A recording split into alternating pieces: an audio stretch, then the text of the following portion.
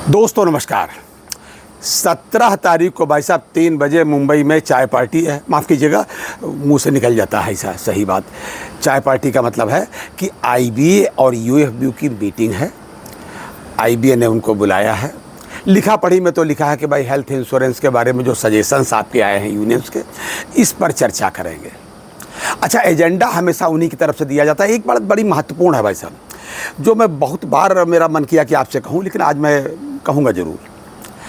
जब भी बातचीत आईबीए और यूएफबी के बीच में होती है तो एजेंडा क्या चीज़ रहेगा, बातचीत का क्या एजेंडा रहेगा, ये आईबीए तय करती है। जबकि आईबीए अपनी को कहती है हम तो जो है संस्था भी नहीं है और फलाना भी नहीं है और आरटीआई में भी नहीं आते और फलाने भी नहीं आते, ये सारी बातें बताओ हम किसी लायक नहीं है, लेकिन वो सब लायक हैं। एजेंडा वो तय करती है और हम जाते हैं भाई साहब वहाँ बैठ करके वहाँ, और जो कहते हैं उसमें थोड़ा बहुत मुंह खोल करके, जैसे लगता है कि जनरल मैनेजर की जीएम की मीटिंग में स्केल 1-2 के ऑफिसर जाते हैं।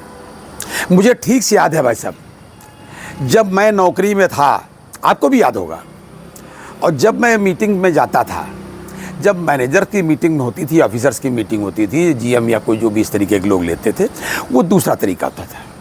लेकिन जब यूनियन के ऑफिस बियरर की हैसियत से जब हम लोग जाते थे तो आंखों में आंखें डाल के बात करते थे। यूनियन का ऑफिस बियरर यस सर, जी सर, सॉरी सर नहीं बोलता है, अपनी बात कहता है, उनकी सुनता है, अपनी कहता है। लेकिन यहाँ तो कुछ दूसरा ही लगता है। खैर, मैं ये क्यों कह रहा हूँ, इसलिए भाई साहब कह रहा हूँ कि 17 तारीख को जो हेल्थ इंश्योरेंस के प्रीमियम पर चर्चा होगी या अन्य बातों पर जो सजेशंस आए हैं उन पर चर्चा होगी, तो हमको जिनसे कुछ लेना है उनसे हम अपनी बात भी तो कह सकते हैं। एआईबी पार्क ने कई बार कहा, सीबीपीआरओ ने कहा, अब तो एआईबीआरएफ ने भी कह दिया है, यार जैन साहब वाली यूनियन। इसके अतिरिक्त एआईबीईए का भी एक सर्कुलर है सीएचवी महोदय का, उसमें भी उन्होंने, ये वही सीएचवी है जो कहा करते थे रिटायरीज के बारे में कि पेंशन अपडेशन कैसे हो सकता है, कहाँ संभव है, भाई फंड्स कहाँ हैं, फंड्स क्या ऊपर कहीं आसमान से आएंगे कि पेड़ से टपकेंगे, क्या होगा। इस बार स्थिति देख करके उन्होंने भी अपने सर्कुलर में इसको रखा है एजेंडे में। जी, जो उनका एजेंडा फाइनल होने के लिए है उसमें उन्होंने उसको भी रखा है इस बार। जी, अगर भैया रखा है और तुम्हारी मंशा है तो अब की जा रहे हो 17 तारीख को, हम कहते बात ही छेड़ देना, थोड़ी सी यही कह देना कि साहब अगला सेटलमेंट होने वाला है, 13वें सेटलमेंट के लिए नोटिफिकेशन हो गया, उसके बारे में भी हम लोग अपना सब तैयार कर रहे हैं, आपकी तरफ से भी मांगा गया, डीएफएस की भी चिट्ठी आई है। लेकिन ये जो 12वें में था भाई साहब एक्स ग्रेशिया का रिव्यू या जो रेजिडुअल इशूज़, वो कहाँ पूरे हो पाए हैं। ये क्या ऐसे कैरी ओवर होते रहेंगे? ये बात कह नहीं सकते क्या?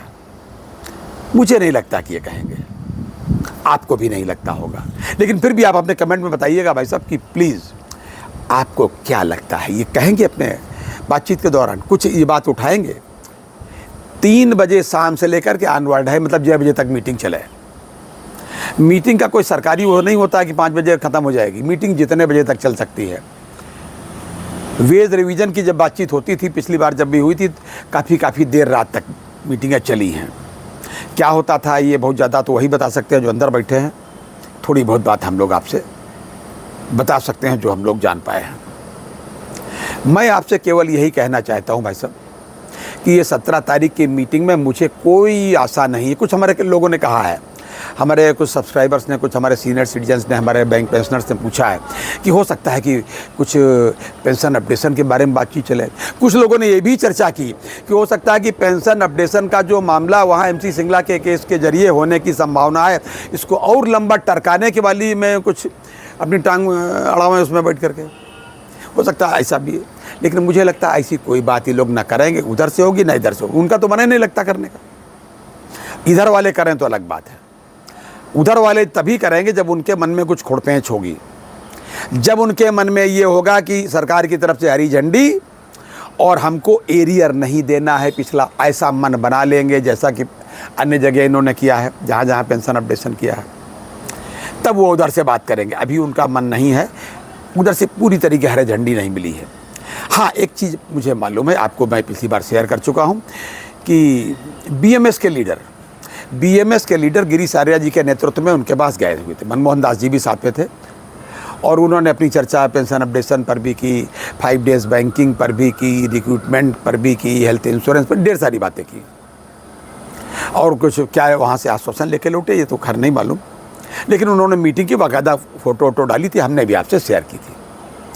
लेकिन इतना मैं जानता हूँ और आपको भी बता दूँ कि उसके बाद उसके अगले दिन या थर्ड डे एक डीएफएस ने सर्कुलर निकाला है।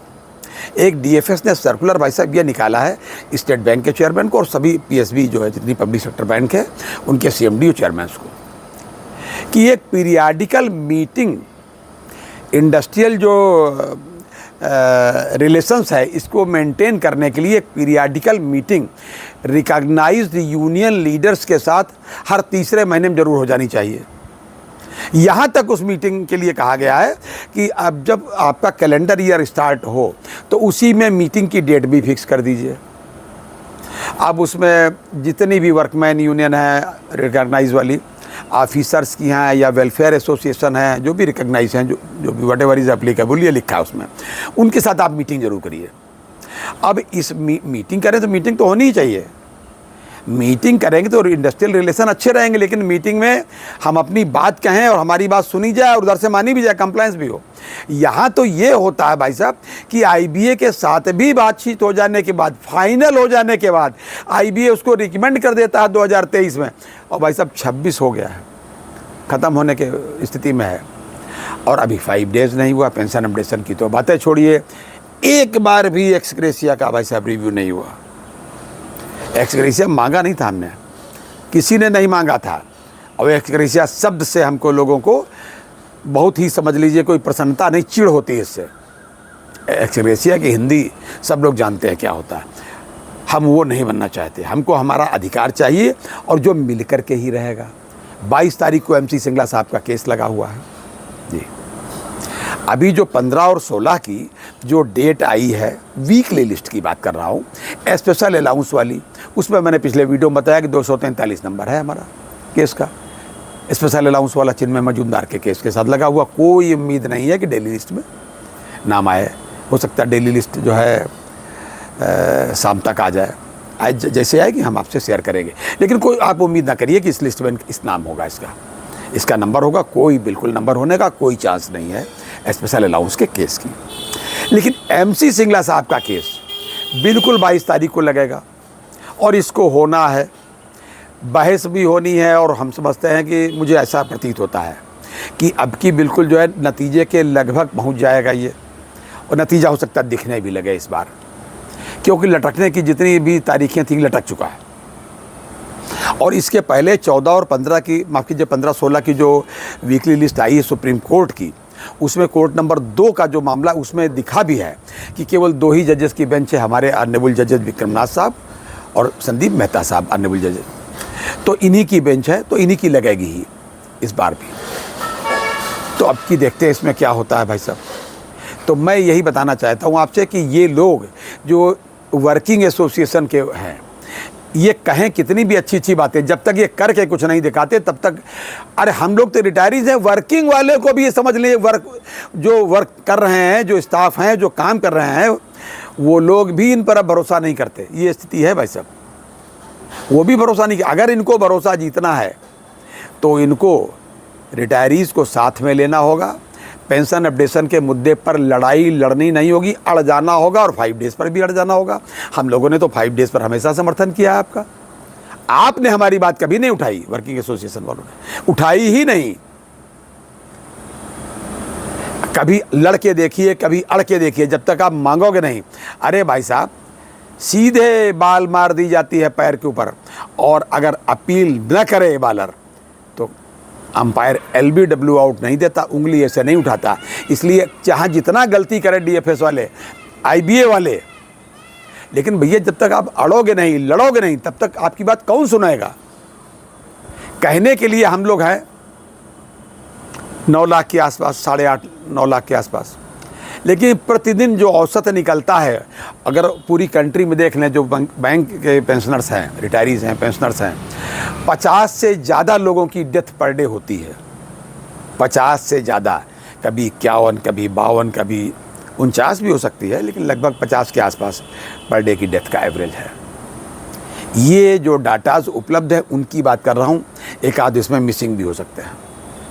तो मैं तो सुप्रीम कोर्ट के ऑनरेबल जजेस से, CJI साहब से विनम्र निवेदन करूँगा हाथ जोड़ करके कि सीनियर सिटीजन्स के जो भी मुकदमे हों, हमारे बैंक वाले तो हैं ही हैं, जो भी सीनियर सिटीजन के मुकदमे हों जिसमें वादी यानी पेटिशनर सीनियर सिटीजन हो, उनके मामले बहुत शीघ्र देख लें, बिल्कुल टाइम फ्रेम बना करके, क्योंकि धरती पर रहने के लिए उनके पास बहुत कम समय होता है।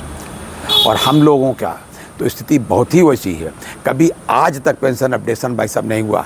अरे ऑनरेबल जज साहब ने ही हमारे कहा था पिछली तारीख पे कि अगर प्रोविज़न है तो होना है।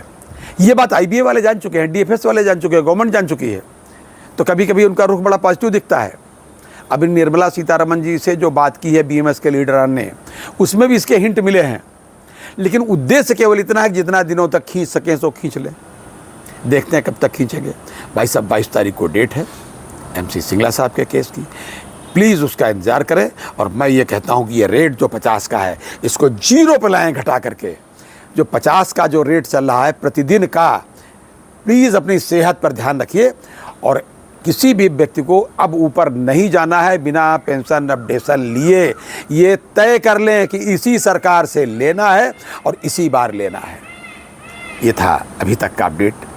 अगली बार फिर किसी अपडेट के साथ मिलते हैं, तब तक के लिए इजाज़त दीजिए। जय हिंद, जय भारत, नमस्कार।